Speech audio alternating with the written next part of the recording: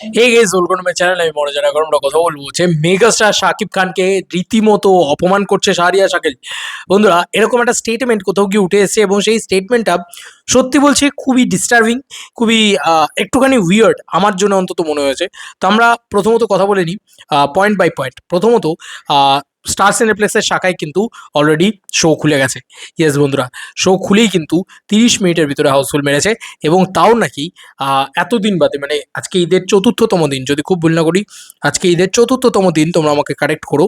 তো সেখানে সিনেবাজ যে খবরটা করেছে কিছুক্ষণ আগে, সেটা হচ্ছে তারা বলে দিচ্ছে যে 30 মিনিটের ভিতরে এই যে রেকর্ড 3 দিন পরও সিনেপ্লেক্সে মুক্তি দিচ্ছে তা প্রিন্স হাউস। রেসপন্স কতটা একবার চিন্তা করুন। এই 3 দিনে মিনিমাম 1.5 কোটি টাকা লস প্রিন্স প্লাস সিনেপ্লেক্স দুইটারই। এবং 30,000 মানে 30 মিনিটের ভিতরে কিন্তু মধ্যে সব শো হাউসফুল প্রিন্সের। তো একটা ক্রেজ তো মেগাস্টারকে কেন্দ্র করে রয়েছেই, যেটা কিন্তু আরও ভালো কালেকশন নিয়ে আসতে পারতো প্রতিদিন, প্রতিনিয়ত। এবং মাল্টিপ্লেক্স কালেকশন যখনই স্ট্রং হয়ে যেত, সারা দুনিয়া কিন্তু সেটাকে নিয়ে ভালো কথা বলতো। এটা টিমের গাফিলতি তো কাইন্ড অফ আছেই, তার সঙ্গে সঙ্গে চক্রান্ত, কন্ট্রোভার্সি, ঠিক আছে, আর কি বলে যেগুলো, কি বলে যেগুলোকে ইয়ে করা, বাঁশ দেওয়া বলে আর কি, সে সব কিছু হচ্ছে।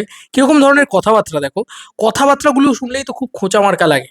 তো শাহরিয়া শাকিল এরকম নাকি একটা কথা লিখেছে, এটা দেখলাম সিনেবাজে লিখেছে। গণমাধ্যমের স্বনামধন্য প্রযোজক শাহরিয়া শাকিল বলেন, 3টা গান আর 3টা ফাইট জোড়াতালি দিয়ে সিনেমা চালানোর দিন শেষ।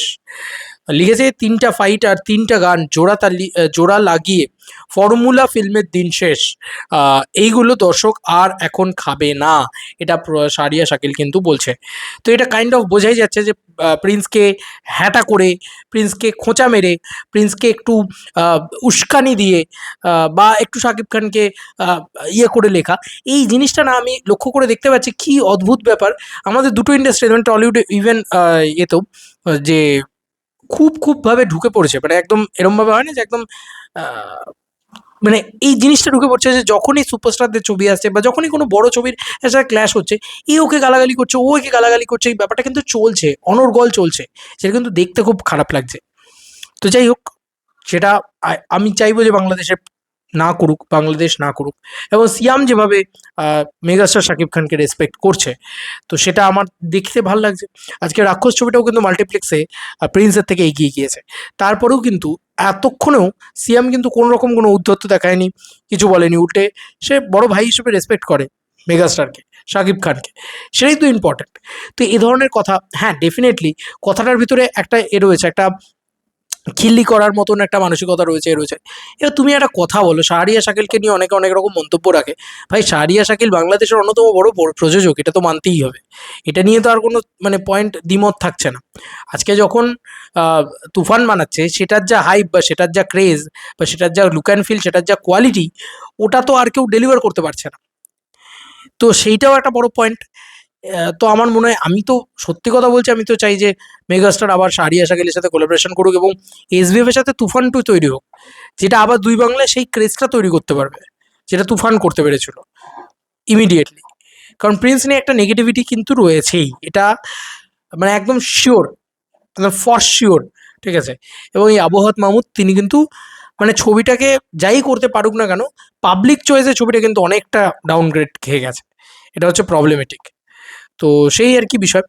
তো যেটা বলার সেটা হচ্ছে যে কমার্শিয়াল ছবি বিশ্বাস অনেকেই করতে পারে, টেমপ্লেট ছবির দিন শেষ, বা ওই যে একঘেয়ে জিনিসপত্র।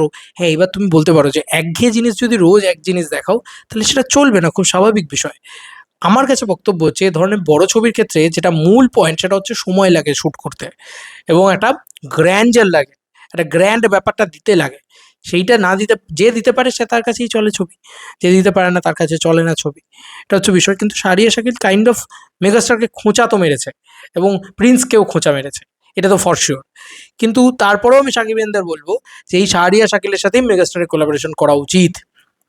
কারণ কালকে যখন মাল্টিপ্লেক্স কালেকশনে হু হু করে উঠতে শুরু করবে না তুফান 2 এলে, মাল্টিপ্লেক্স ছেড়ে দে গোটা বাংলাদেশ, এবং যদি ইন্ডিয়াতেও রিলিজ করে, আমি তো গ্যারেন্টি টু গ্যারেন্টি বলতে পারি উড়িয়ে ব্যবসা হবে, উড়িয়ে ব্যবসা হবে যদি তুফান 2 আসে।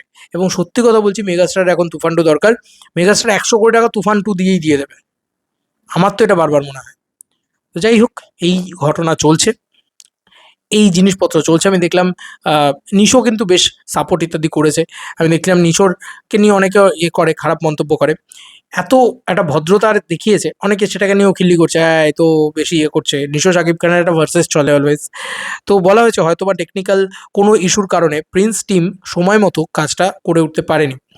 আশা করছি যে সব দর্শক অধীর আগ্রহে রয়েছেন তারা খুব শীঘ্রই প্রিন্স দেখতে পারবেন। তো নিশো কিন্তু এটা করেছে। তো আমি তো বারবার মনে করি শাকিব খান ভার্সেস নিশো নয়, শাকিব খান অ্যান্ড নিশো। আমি কোনো সময়ই কোনো ভার্সেস করতে পছন্দ করি না। আমি সবসময়ই সৌজন্যতা বা বন্ধুত্বের হাত মেলে দিতে পছন্দ করি। সেটা থেকেই এই ভিডিওটা তৈরি করলাম। তবে হ্যাঁ, শাহরিয়া শাকিল কিন্তু একটু হলেও খোঁচাটা মেরেছে।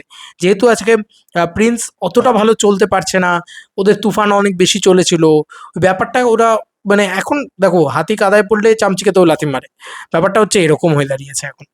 তো দেখা যাক কি হয়। আমরাও ওয়েট করে বসে আছি। প্রিন্স সিনেমাটা আজ থেকে একটা মারাত্মক গ্রোথ আনতে পারে নাকি স্টার সিনেপ্লেক্সের শাখাগুলোতে। স্টার সিনেপ্লেক্সে খুলে গেছে মানে হিউজ ব্যাপার। এবং খুলে গেলে কি হয় না, মানে আস্তে আস্তে কালেকশন যদি গ্রোথ আনতে পারে, ১ নম্বর পজিশনটা যদি হোল্ড করতে পারে, এরকম ঘটনা উৎসব দেখিয়েছে, এরকম ঘটনা জঙ্গলি করে দেখিয়েছে যে আস্তে আস্তে গ্রোথ আনতে শুরু করে দিয়েছিল। তো দেখা যাক এই ছবিটা করতে পারে নাকি। আহ, করতে পারলে তো ভাই উড়ে যাবে সিনেমাটা। এবং আমার মন বলছে যে একটা বড় ধামাকা হবে মাল্টিপ্লেক্সে, স্পেশালি মাল্টিপ্লেক্সে। আমি আবারও এই ভিডিও শেষে একটাই কথা বলে গেলাম, শাহরিয়া শাকিল বা রিয়েল যে প্রোডাকশন হাউস, এই দুটো প্রোডাকশন হাউসের সাথে মেগাস্টারের ইমিডিয়েটলি কোলাবরেট করা উচিত। রাইহান রাফি বা মেহেদী হাসান হৃদয় এরকম ধরনের পরিচালকের সাথে মেগাস্টারের ইমিডিয়েটলি কোলাবরেট করা উচিত, যাতে আবারও বড় ভালো ছবি সে ডেলিভার করতে পারে। তোমাদের কার কি মতামত, ভিডিওটাকে নিয়ে জানিও কমেন্ট সেকশনে। চলো বন্ধুরা, নতুন কোনো ভিডিওতে দেখা হবে, বাই বাই।